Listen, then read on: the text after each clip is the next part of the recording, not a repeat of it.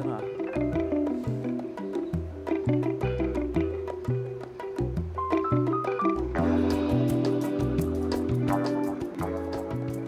Boa noite.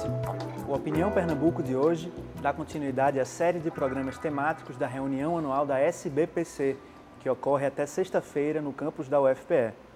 A SBPC é a Sociedade Brasileira para o Progresso da Ciência, uma entidade com mais de 65 anos de história que reúne 98 sociedades científicas do país.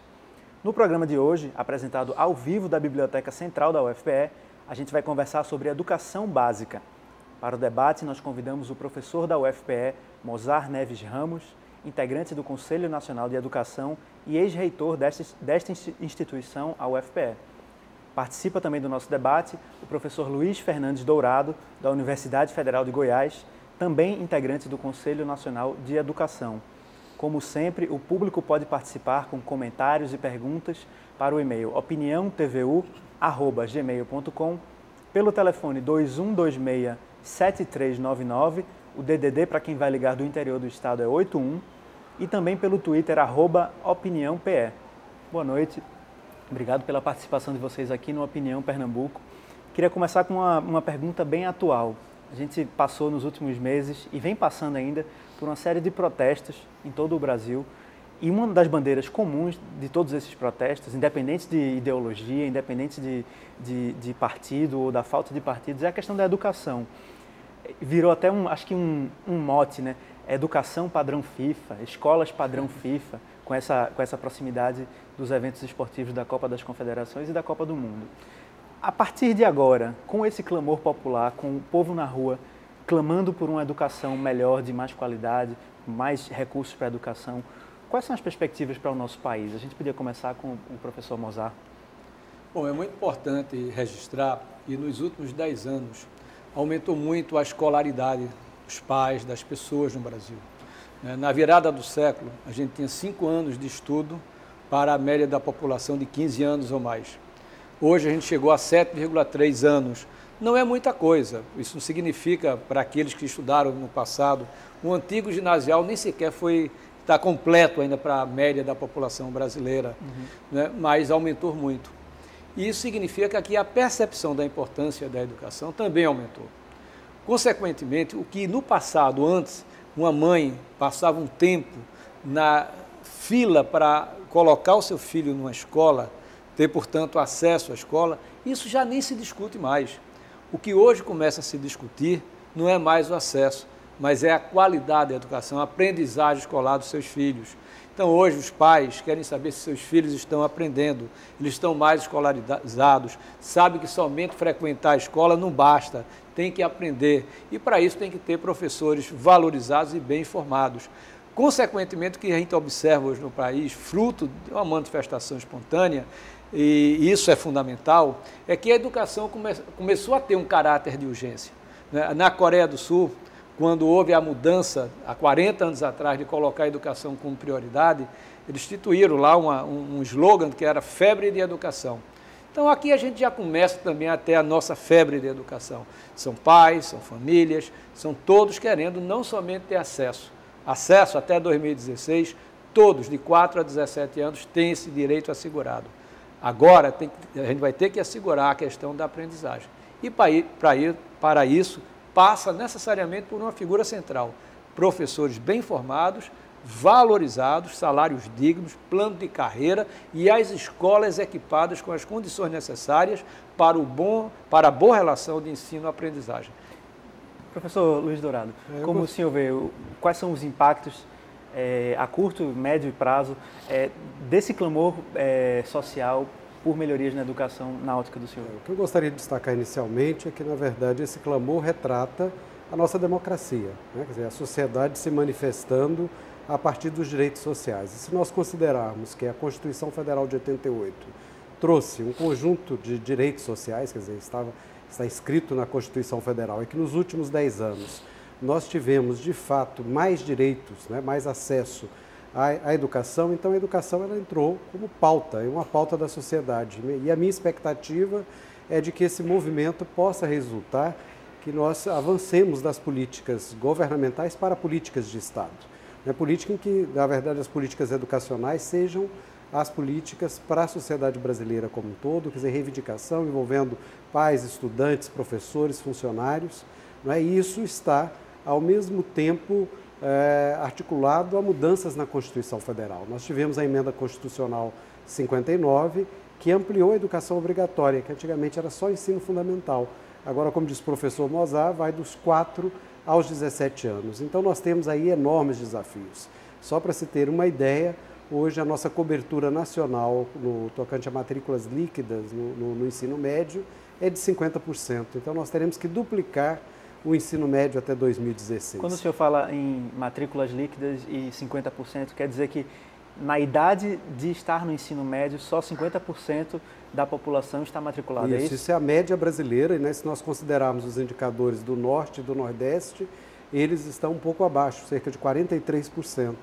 Então, significa exatamente isso, a população de 15 a 17 anos, que deveria estar no ensino médio, nós temos metade enquanto média nacional. Então, nós temos um esforço que é de expansão e de qualidade. Logo, a discussão da educação brasileira hoje deve relacionar necessariamente quantidade e qualidade. Nós temos um desafio que é de garantir mais direito, quer dizer, mais anos de escolaridade e, ao mesmo tempo, de aprimorarmos a educação que temos.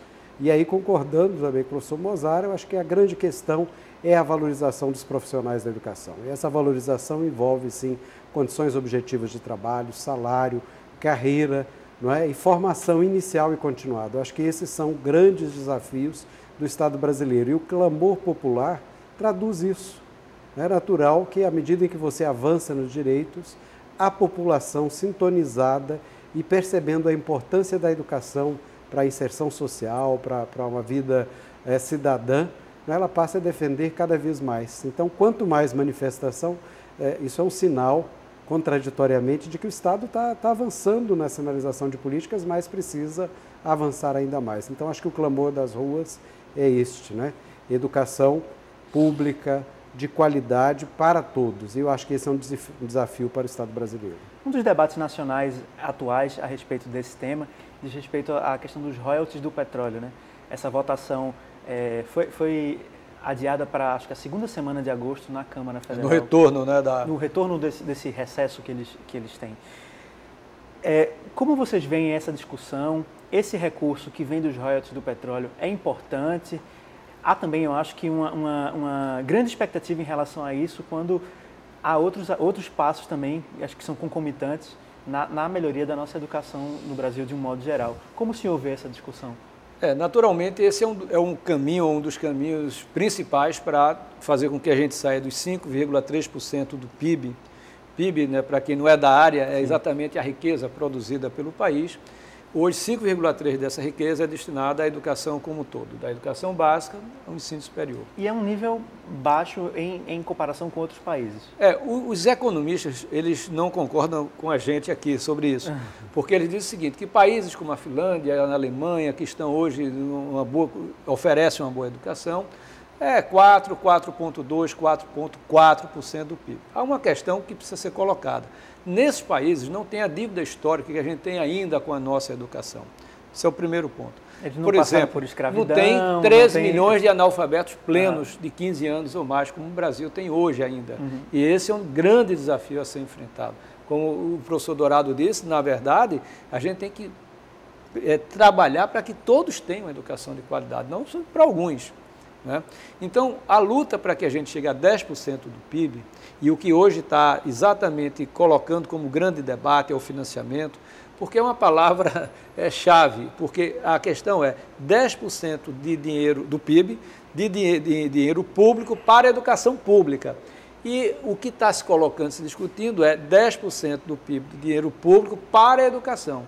Isso faz a diferença, porque você pode, por exemplo, colocar parte desses recursos que viriam e vêm, por exemplo, do pré-sal, da royalties do petróleo, que pode ser, por exemplo, para o Pronatec, e você coloca o dinheiro para a educação profissional e tecnológica do setor privado, ou pode ser para comprar vagas através do FIES para o sistema privado de ensino superior, ou para, como está no próprio PNE, no âmbito das estratégias, que é aumentar as vagas na pós-graduação no setor privado. E aí você trabalhando o FIES também da pós-graduação. Nada contra o FIES, eu acho que somente as universidades públicas, isoladamente, elas não teriam como, de certa forma, trabalhar essa expansão, que, diga-se passagem, nós estamos ainda num patamar muito baixo, de 18 a 24 anos, somente 16,7% de estudantes nessa faixa etária de 18 a 24 anos estão no ensino superior. Veja que a meta do novo Plano Nacional de Educação era a meta de 2010, chegar a 33% dos alunos nessa faixa etária de 18 a 24 anos no ensino superior. Isso era para 2010. A gente já jogou agora para 2022, né? Porque se for aprovado esse ano, como a gente espera, 2013, 2022, essa é a meta exatamente 12, que era a meta para 2010. E isso passa necessariamente por ampliar os investimentos em educação, mas a gente tem que realmente fazer um investimento forte na educação básica, onde a gente tem um grande dilema, fazer com que o dinheiro chegue à escola, o salário do professor realmente não deixe de ser esse salário que não incentive nenhum jovem a não querer ser mais professor nesse país. A gente tem que tornar a carreira atrativa na educação básica, a gente tem que fazer investimentos para que as escolas tenham as condições básicas para o seu bom funcionamento, e isso requer recursos, né? Agora a gente tem que fazer com que esse dinheiro chegue na escola, isso é fundamental. Como o senhor vê essa questão dos royalties? E uma crítica que eu vi, por exemplo, até no próprio plenário, é de que esse dinheiro demoraria muito a chegar para as escolas e para a educação de um modo geral. Isso é um problema também? De fato, quando a gente pensa a educação, né, e sobretudo se nós trabalharmos essa lógica de expansão que está da universalização da educação obrigatória, mas também da expansão da educação superior, a expansão da educação infantil de 0 a 3, que não é obrigatória, mas que deve ser expandida, há um enorme desafio em termos de financiamento. Então, priorizar a educação nacional como política de Estado implica mais recursos. Então, por isso, essa luta para ampliação, quase duplicação dos recursos para a educação nacional, a luta de 10% do produto interno bruto para a educação nacional, né? Obviamente que essa discussão dos royalties, ela sinaliza uma priorização de recursos, de novos recursos para a educação nacional. Mas faz-se necessário pensar fontes alternativas para que se possa garantir o montante de recursos que a educação precisa, ou seja, os 10% de educação ao longo de 10 anos, né? E certamente com metas intermediárias para que os recursos possam, de fato, chegarem para essa aplicação que é imediata. Nós estamos falando de duplicação do ensino médio. A perspectiva para a educação superior é quase de duplicação também, tanto nas matrículas líquidas quanto na bruta. Então, nós temos aí um esforço enorme e não tenho dúvidas de que a questão é de financiamento, é também de gestão, né? Eu acho que não é uma questão de se falar, não, a questão é financiamento ou é gestão, das duas coisas, mas há uma necessidade de novos recursos e esses recursos precisarão, obviamente, serem previstos, né? Então, quando você pensa os royalties, é claro que esses recursos não chegarão imediatamente, então é preciso pensar fontes alternativas. Eu acho que hoje este é um debate colocado para a sociedade brasileira, para a classe política em especial, uma vez que o Plano Nacional de Educação tramita hoje no Senado Federal, e esse é um dos pontos, né? Quer dizer, a meta 20 do Plano Nacional de Educação diz respeito aos 10% do PIB, do Produto Interno para a educação. Agora, será para a educação em geral, será para a educação pública? Tudo isso faz diferença em termos dos investimentos. E nós temos... os royalties do petróleo devem ir integralmente para a educação pública? A minha defesa é de que nós temos um esforço enorme de garantir, sobretudo, acesso aos setores mais carentes da sociedade brasileira. Então, nós precisamos equipar, garantir condições objetivas nas escolas públicas, melhorar esse parque, sem prejuízo, obviamente, da iniciativa privada. Mas eu faço parte daqueles que defendem, né, que os recursos públicos devem ser alocados prioritariamente para a educação pública. E, nesse sentido, a própria Constituição Federal já prevê repasses de recursos para instituições filantrópicas, comunitárias, e isso já vem sendo objeto de políticas no Brasil. Acho que a mudança que está ocorrendo no Senado, ela poderá ser bastante prejudicial para o setor público. Então, eu quero deixar clara a minha posição, que é de defesa para dos recursos para a educação pública, porque nós precisamos melhorar substantivamente essa educação pública, democratizar, não é, a escola pública, melhorar as condições dos trabalhadores, dos profissionais da educação, que são os professores, mas são também os funcionários, não é, pensar o desafio, que é um desafio do Estado brasileiro, não é? Isso sem prejuízo de que nós tenhamos também expansão do setor privado, mas eu acho que a prioridade na alocação de recursos públicos para o setor público hoje é fundamental, é um desafio que a gente pode depois, lá à frente, até considerando os dados demográficos, o Brasil está passando por uma mudança demográfica muito importante, né? Então, hoje, certamente, os 10% se fazem necessário, pode ser que daqui a 20 anos nós possamos, inclusive, rever isto, né, em função da cobertura. Nós já estamos tendo alterações nessa base, né, na pirâmide etária brasileira. Curiosidade minha, essa marca dos 10%, ela é estabelecida pelo valor simbólico de ter 10% de toda a riqueza do país voltada para a educação, ou ela é feita por um cálculo mais complexo? Como é que se chegou a esse percentual dos 10%? Olha, essa é uma questão que eu, inclusive, levantei quando a gente debateu esse problema lá no Conselho Nacional de Educação. Acho que Dourado ainda não estava, nessa época, no Conselho. Isso foi há 2 anos atrás. Né? Eu entendo que a questão do 10, ou 12, ou 9, a questão é que o Brasil hoje investe, por ano, na educação básica, R$ 3.500 por aluno ano. Países vizinhos como Chile, México e Argentina estão investindo $2.200, o que daria, portanto, R$ 4.400, mais, portanto, do que investe o Brasil, países vizinhos. Por outro lado, o Brasil quer ser, em 2022, ter a educação básica em termos de qualidade, em termos, pelo menos, de aprendizagem, o que se tinha em 2005 nos países da Comunidade Europeia. É chegar ao Índice de Desenvolvimento da Educação Básica 6. E esses países da Comunidade Europeia investem R$ 11.000 por aluno ano, ou seja, $5.500 por aluno ano, o que daria esses 11 mil. Então, a gente está muito atrás na educação básica. Então, se a gente olhar 10% do PIB, seria você colocar em torno de 180 a 200 bilhões de reais a mais no sistema, o que elevaria, portanto, a algo em torno de R$ 5.000 por aluno ano. A gente chegaria ao final de 2022, se os 10% do PIB aplicado à educação pública.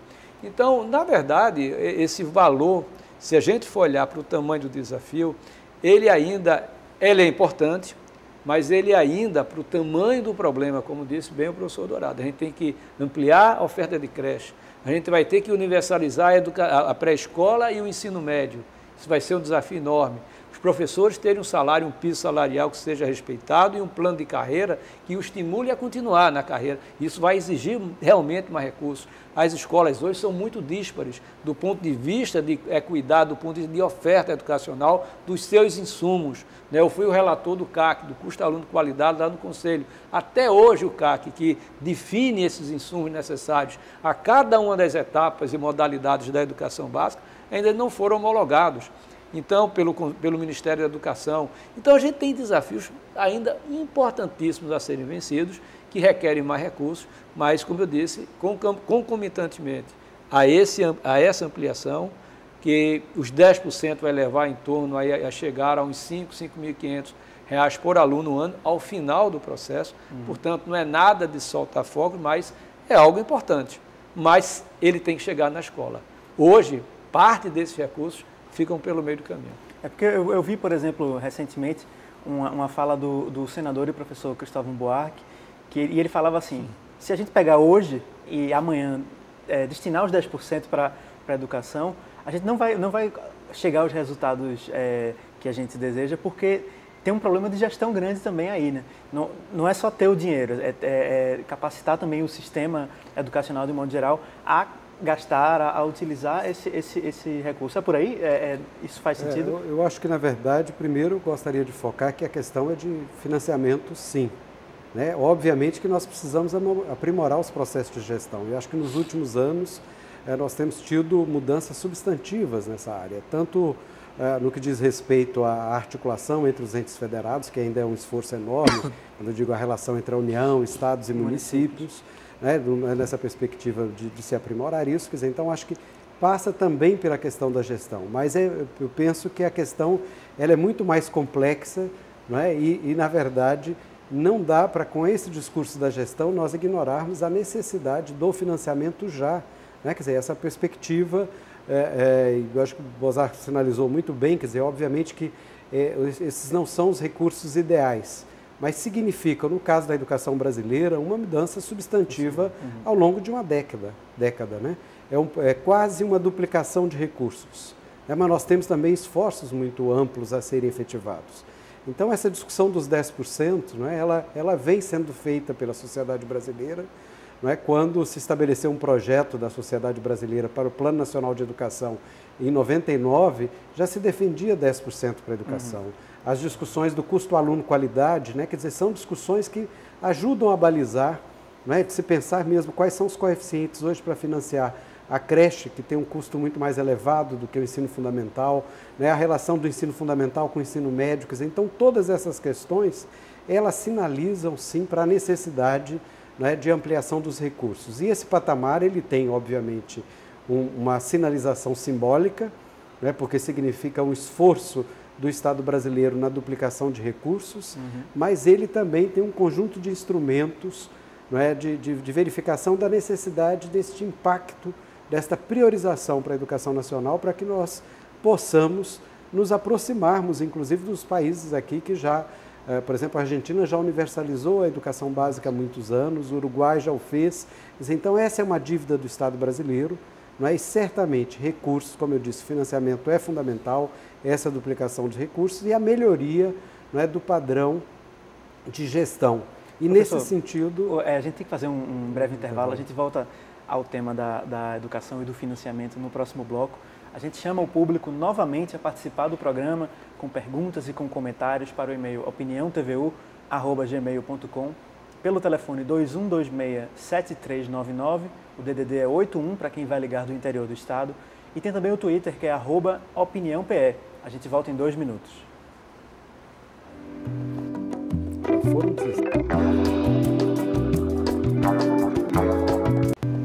De volta com a Opinião Pernambuco, o nosso tema de hoje é Educação Básica.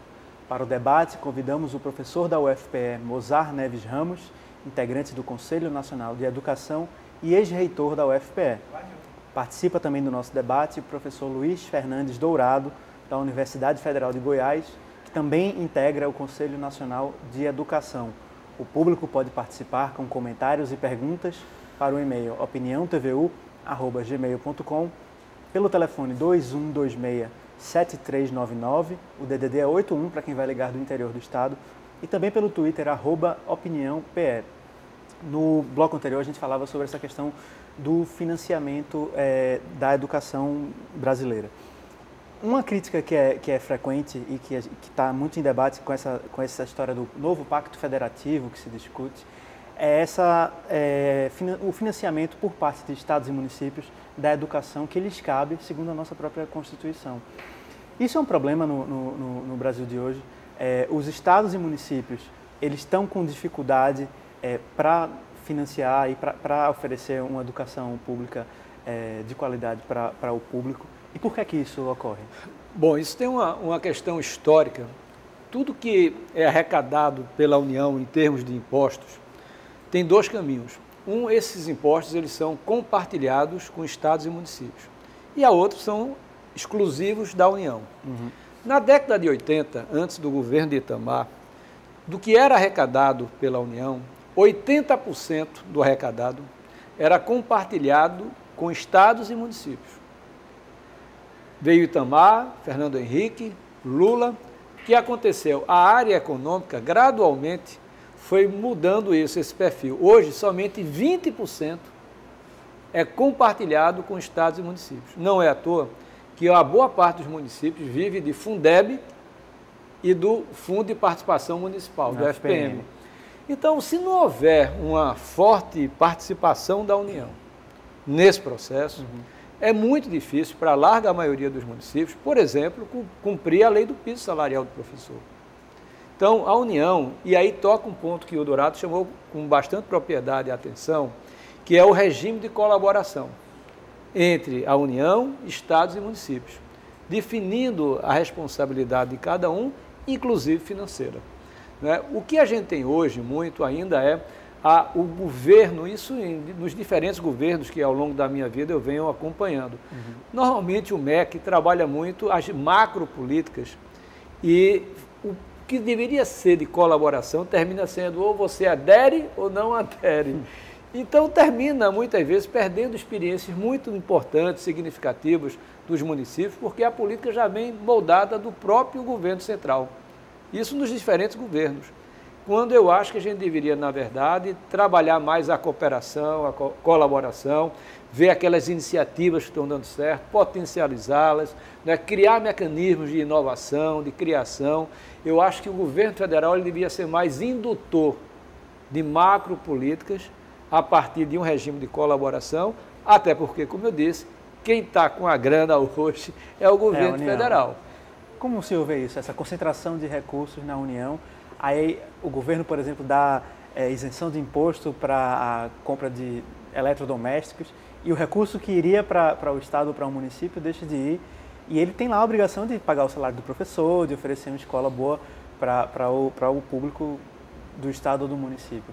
Isso parece ser uma relação bem difícil. Na verdade, eu concordo que a gente precisa avançar em relações de cooperação, né, entre os entes federados. Isso significa avançarmos para um federalismo cooperativo. Hoje o que nós temos é uma guerra fiscal entre os entes federados. Então, acho que essa é uma mudança necessária. Quer dizer, é preciso estabelecer grandes prioridades nacionais, de todas as políticas, incluindo as educacionais, não é? Estabelecer o que eu chamo de uma descentralização qualificada, onde a União possa, de fato, ter a coordenação das políticas educacionais, mas toda a dinâmica das próprias políticas na sua proposição e efetivação ser articulada com estados, Distrito Federal e municípios. Eu acho que esse é um aprendizado histórico que é necessário ser feito, não é? Para que possamos avançar no campo das políticas públicas e particularmente das políticas educacionais.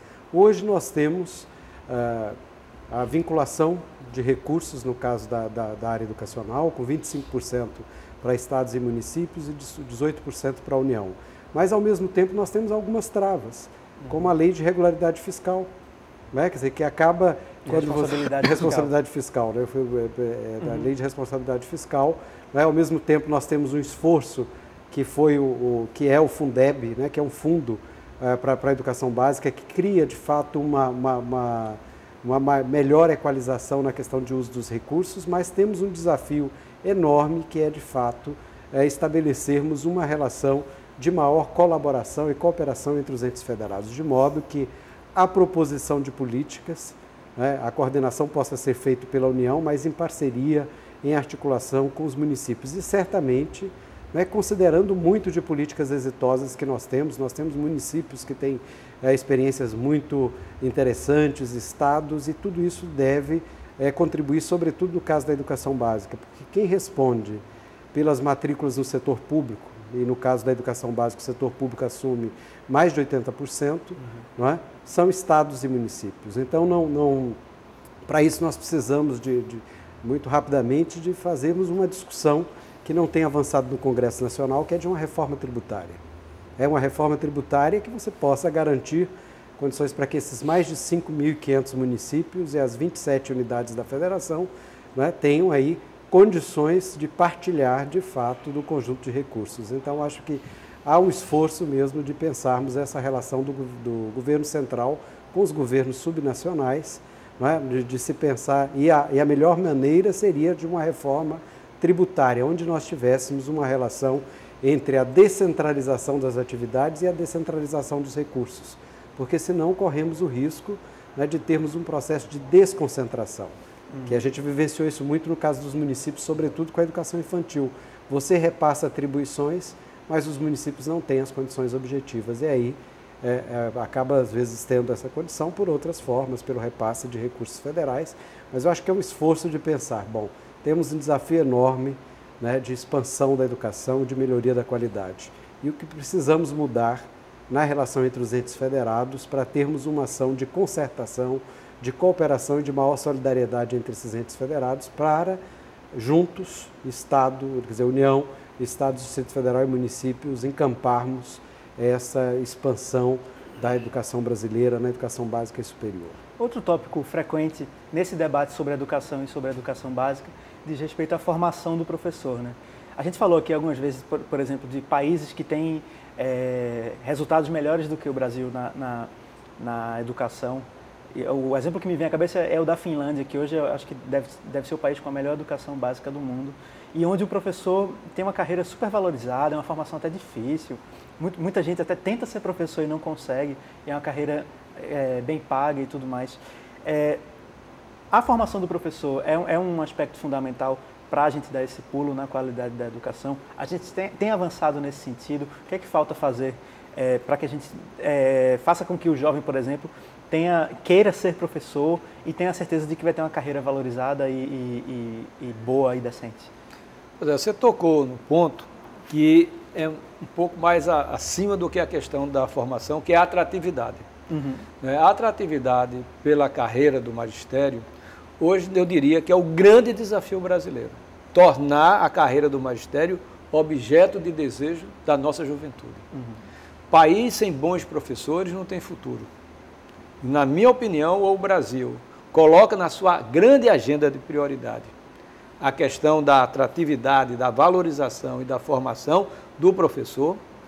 Hoje nós vamos enfrentar situações como, por exemplo, de estagnação no ponto de vista de aprendizagem escolar no ensino médio, nas séries finais do ensino fundamental, e isso passa exatamente porque o jovem brasileiro não quer ser professor. Você tem uma ideia, dos que ensinam física no Brasil hoje, somente 61% não são formados, 61% não são formados nem em física, nem em área correlata.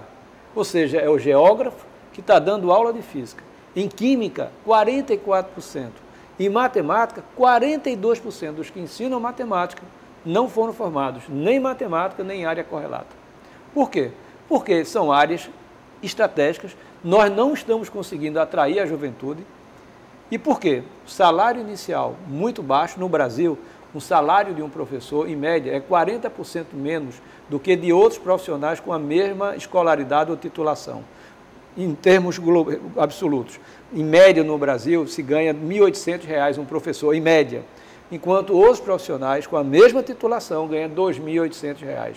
Plano de carreira, a larga maioria dos municípios e dos estados não tem uma carreira que seja, de certa maneira, induza a valorização do professor, formação continuada, melhor desempenho em sala de aula, né? Consequentemente, a gente não está conseguindo atrair os bons jovens egressos do ensino médio para a carreira do magistério. Aqui na nossa UFPE, no último vestibular, para entrar em medicina, a menor nota foi 8,29. Em matemática, para ser professor de matemática, 3,29. Você falou da Finlândia. Países como Finlândia, Singapura, Coreia do Sul, Canadá, Japão, lá os jovens querem ser professor, porque tem salário inicial compatível com o de um engenheiro, de um médico, tem plano de carreira pautado em formação continuada e desempenho salarial, formação inicial sólida. A nossa formação está muito distante da escola, da escola brasileira, da educação básica. Tem um trabalho da professora Bernadette Gatto que mostra com clareza como a universidade precisa se aproximar mais da escola básica, né, da educação básica e os insumos necessários. Eu acho que com isso, porque lá no Distrito Federal, o Dourado também conhece bastante, está ali pertinho de Goiás, o salário do Distrito Federal é o mais alto do Brasil. Mas nem por isso a gente está conseguindo atrair os jovens para o Distrito Federal. E uma das razões é a questão da violência também. O jovem hoje está realmente muito preocupado com o seu futuro em relação às boas condições no processo de ensino-aprendizagem. A cultura de paz, a não violência nas escolas, aproximar as famílias, isso faz parte também desse processo de atração pela carreira do magistério. Como o senhor vê essa questão da valorização e da melhoria da carreira de professor e da formação também? Essa é uma questão central, né? Considerando que a valorização ela envolve a formação inicial e continuada, ela envolve as condições objetivas de trabalho, carreira e salário. Né? Se nós temos uma carreira que não é atrativa para os profissionais da educação, para os professores em particular, né? Certamente que nós perdemos, né? Perdemos inclusive em termos de um desafio.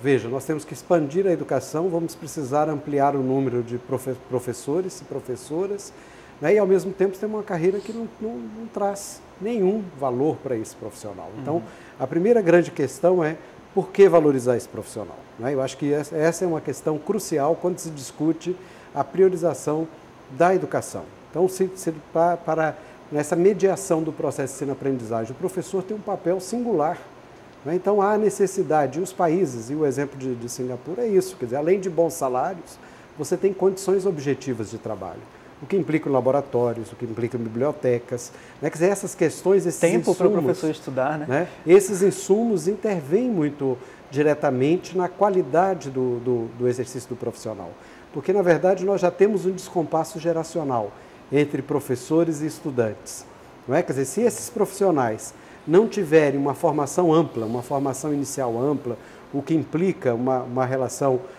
inclusive com as perspectivas culturais, a relação aí intersetorial entre educação e cultura, né? Se eles não tiverem uma perspectiva de carreira que estimule a formação continuada, nós vamos ter cada vez um fosso maior entre os estudantes e os professores, né? Então, essa é uma questão crucial. Por outro lado, é necessário que hajam políticas mais orgânicas para a formação de professores. Hoje nós temos um conjunto de programas, são múltiplos os atores que cuidam da formação de professores.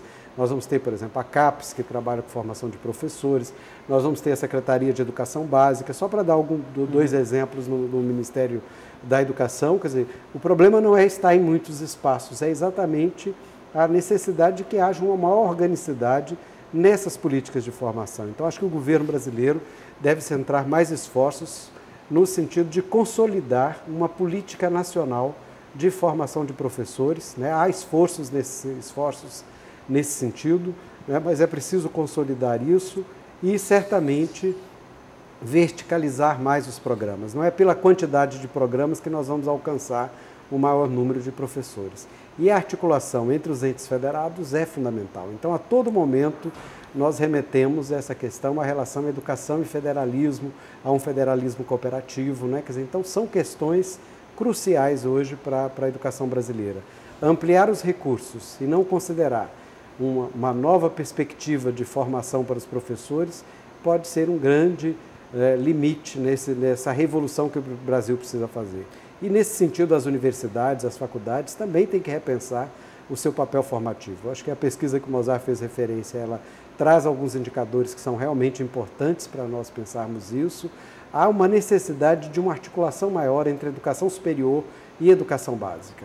Não é? Pensar isso como dois níveis educacionais que devem ter uma articulação muito grande. E isso, particularmente no caso da formação de professores, é uma necessidade urgente, né? Quer dizer, então, precisamos, de fato, articularmos teoria e prática na formação desses profissionais, não é? Pensarmos e nos articularmos essa realidade concreta, não é? Com essa parcela da população que precisa ingressar no sistema brasileiro e que certamente precisará de profissionais bem formados. Então, a política precisa avançar nesse sentido para não culpabilizarmos daqui a pouco os profissionais da educação, os professores.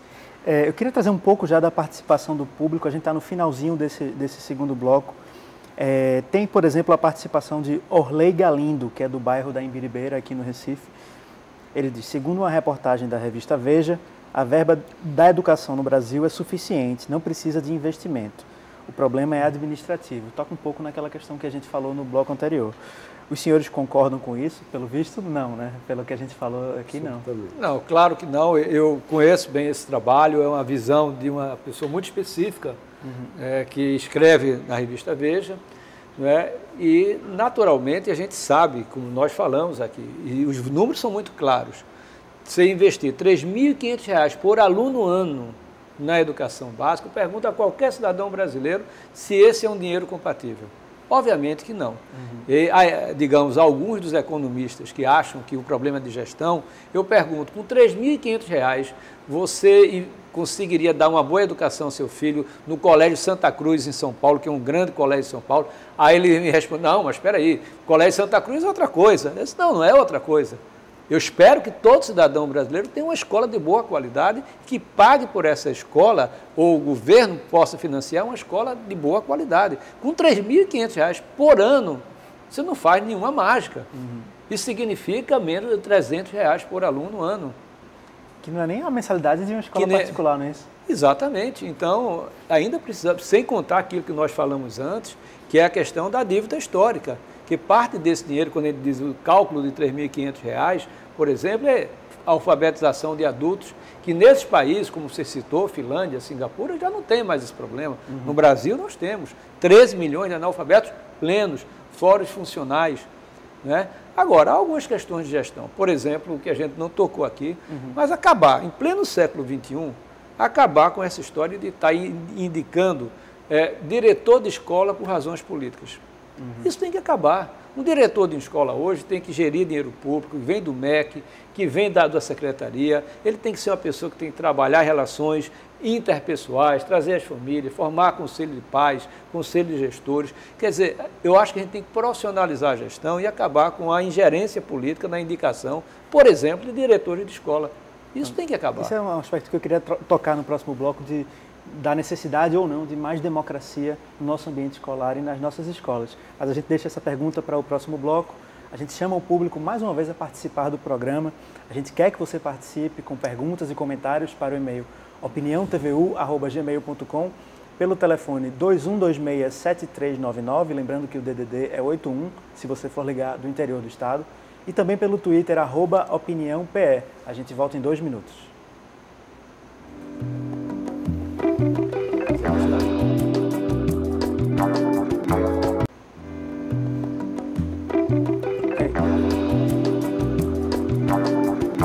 De volta com a Opinião Pernambuco, o nosso tema de hoje é Educação Básica e ainda dá tempo de participar com comentários e perguntas para o e-mail opiniãotvu@gmail.com, pelo telefone 2126-7399, DDD 81, e pelo Twitter, @opiniãope.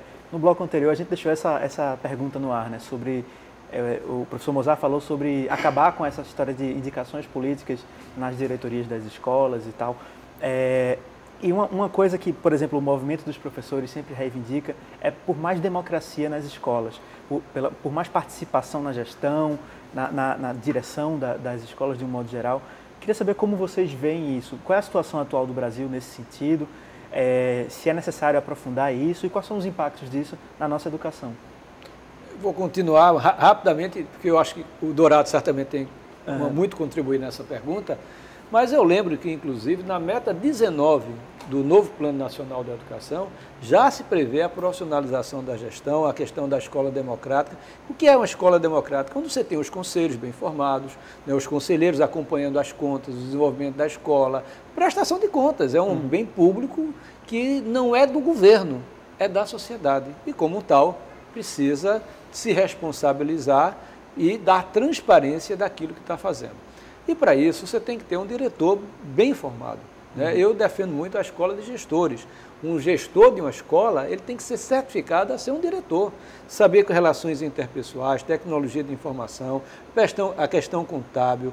Então a gente não pode jogar uma pessoa só porque é um filiado, ou um amigo político, ou de um vereador, lá dentro de uma escola, é onde você vai gerir um bem maior de qualquer sociedade, que é onde você forma pessoas, uma escola. Então a gente tem que tratar com seriedade, com zelo, né? Um diretor ele tem que ser, portanto, bem informado e que ele preste contas não ao prefeito, não ao governador, mas à sociedade, a partir daquilo que é pactuado em termos da melhoria da educação. Professor Luiz Dourado. Essa é uma questão bastante importante, né? Porque quando nós pensamos a gestão, a primeira grande questão que eu gostaria de colocar é que a gestão não é o gestor, ou pelo menos não é somente o gestor. Agora, o gestor tem um papel importante, não é? Na articulação de um projeto pedagógico da escola. Então, quando a gente pensa a democratização, uma das primeiras questões que já está presente na Lei de Diretrizes e Bases da Educação Nacional é a participação, né, na produção de um projeto político-pedagógico para a unidade escolar. Além disso, a participação ampla da comunidade, quer dizer, envolvendo pais, estudantes, professores, funcionários, né, no conselho de escola. Conselho ou colegiado tem diferenças de um lugar para outro, né, mas é de fato a escola, quer dizer, a comunidade participando das políticas pedagógicas e institucionais, né, da lógica administrativa da gestão. Quer dizer, então, quanto mais compartilhado for, maior as possibilidades de acerto.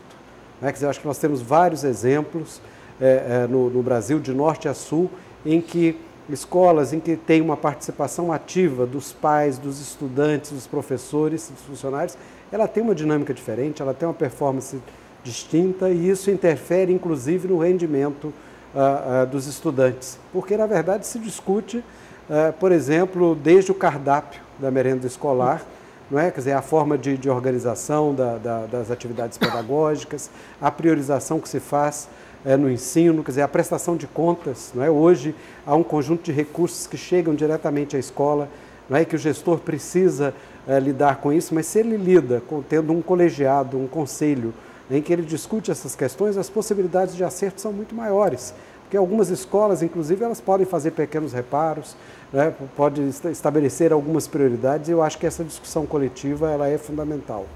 A outra questão diz respeito à forma de provimento, né, do dirigente escolar, quer dizer, a forma de escolha do dirigente escolar.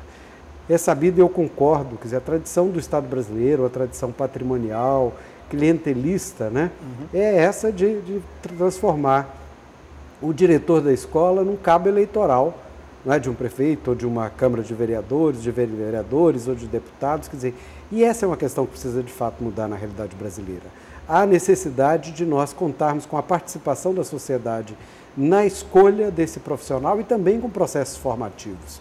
Eu acho que a articulação dessas duas variáveis, né, quer dizer, elas são fundamentais. Quer dizer, nós temos que ter a comunidade participando, ela precisa escolher o gestor, é preciso que esse gestor não seja o gestor que continue o resto da sua existência na escola como diretor, que seja por um tempo, que outros tenham a oportunidade de vivenciar isso. E para mim a identidade do gestor é a identidade do educador. Mas certamente que isso passa por projetos de formação continuada, como Escola de Gestores, que eu acho que é uma experiência muito bem sucedida no caso brasileiro, que eu pude participar da construção desse projeto, não é? Quer dizer, que leve, quer dizer, esse gestor e que esse depois possa ser uma formação para toda a unidade escolar, porque as discussões hoje sobre financiamento, sobre a relação professor e aluno, sobre a dinâmica pedagógica e didática, diz respeito ao coletivo, quer dizer, certamente aos especialistas, mas também aos pais que têm o que dizer sobre avaliação, sobre processo de ensino-aprendizagem, etc. Acho que esse é um grande desafio e é por isso que essa bandeira da democratização, eu espero que ela não seja somente dos professores, né, mas que seja dos profissionais da educação, né? E da sociedade em geral, né? Jailson Batista, que é do município de Jaboatão dos Guararapes, aqui no Grande Recife, diz: como podemos mudar a educação se os donos das escolas particulares e seus representantes estão nas Assembleias Legislativas dos Estados, na Câmara Federal e no Senado? É por isso que os recursos não são respeitados. Há um problema com um certo lobby da educação particular e isso tem algum efeito na educação básica de um modo geral? Faz sentido o que Jailson Batista diz? O que Jailson está colocando é que há o segmento particular, seja na educação, mas também em outros setores, né, da agricultura, quando você vai, tem sempre os seus representantes no Congresso. Né? Mas eu creio que a questão, naturalmente, o grande embate, eu acho que não passa por aí não, na minha opinião. Eu acho que o grande embate, na verdade, é colocar, e como nós já falamos aqui, a educação pública como uma grande prioridade nacional, uma educação de qualidade, que a gente possa realmente oferecer a todas as crianças, jovens, né, e fazer com que aquele adulto que não teve a educação na oportunidade de vida, que ele a tenha. Né? Então, eu acho que o que nós precisamos é estabelecer instrumentos como regime de colaboração entre os entes federados, saber como ampliar esses recursos para a educação pública, de tal maneira que a educação básica possa sair desse patamar que ainda é baixo, apesar da ampliação que houve nos últimos anos, mas ainda investimos pouco em relação aos países que nós citamos aqui, né? Melhorar a questão da gestão, ou seja, melhorar a formação do professor dentro da própria universidade. Eu acho que esses são os grandes insumos e desafios que, na verdade, nós precisamos tratar. Essa é a minha opinião. Né? José Monteiro, do bairro da Várzea, aqui perto, diz: a educação fica muito na discussão e pouco do que é discutido é colocado na prática. Alguém queria comentar? Eu acho que é um esforço hoje grande, não é? Quer dizer, de sairmos do horizonte da proposição para a materialização das políticas. Eu acho que os entes federados vêm fazendo esse esforço nos últimos anos e certamente que nós precisamos avançar mais, quer dizer. Então, às vezes tem-se essa ideia de que a educação está paralisada, né? Mas isso não é fato. É que nós temos enormes desafios e precisamos de uma maior concertação entre as ações. Não é? Então, certamente que debater a educação, inclusive advogar, né, que esse embate entre o público e o privado faz parte de uma democracia. Né? E, como tal, esses interesses estão representados, mas quando nós centralizamos a defesa numa educação pública e numa educação pública de qualidade, isso significa que, de fato, precisamos avançar para políticas de Estado mais orgânicas, mais articuladas, não é, e que possam ser uma aspiração do conjunto dos entes federados, ou seja, da sociedade política, da sociedade civil, né, tendo como uma prioridade. Qual é a prioridade? É ampliar a educação, garantir a educação para todos e com qualidade. Isso só é possível na educação pública, né, e por isso a centralidade desses recursos para a educação pública. Isso não quer dizer que nós não tenhamos a iniciativa privada, isso é inclusive um preceito constitucional, né? Mas é pensar que esses recursos, dada a defasagem histórica que temos, né, nós temos sim que efetivamente investirmos na educação pública, que é essa educação que vai chegar nos mais de 5.500 municípios, né? Que nós temos desafios muito grandes, mas precisamos melhorar a gestão, a articulação. Às vezes você tem uma escola que divide uma escola de uma rua para outra, que são 2 municípios vizinhos, com situações totalmente distintas. E às vezes você tem o mesmo professor que é professor das 2 escolas. Não faz sentido. Não faz sentido. Então, acho que são essas as questões que passam, por exemplo, por uma lei complementar de regime de colaboração, mas construída de maneira articulada entre União, Estados, Distrito Federal e municípios. Dorado tocou num ponto que eu acho que a gente falou pouco e tem muito a ver com essa pergunta dele, da questão do cargueiro, né? José Monteiro, né? O cargueiro está fazendo a volta, ele está, mas você olhando, parece que ele está parado ali, né? Uhum. E há um ponto central que Dorado tocou, eu queria apenas reforçar, por favor, que é no que concerne a questão das políticas de governo, de Estado e não de governo. Uhum. O Dorado foi muito objetivo nesse ponto. Ou seja, a gente sofre de algo que a gente chama de descontinuidade das políticas públicas. Às vezes você está avançando, aí muda o governo, muda às vezes só o secretário, só o ministro, e muda todo um belo programa que estava em curso. Então, a gente tem que fazer mais um esforço, como ele disse, na política de Estado. Olhar a educação como política de Estado e não apenas como política de governo, que a cada governo a gente muda. E isso, em parte, é que dá também esse reflexo que parece que não se move. 2 exemplos aqui que é de políticas de Estado, né, que, como foi importante isso. O financiamento. O Fundeb, que hoje para toda a educação básica, ele foi oriundo do Fundef, do ensino fundamental. A gente tinha financiamento só para o ensino fundamental. O novo governo, no governo Lula, em lugar de acabar com o Fundef, não.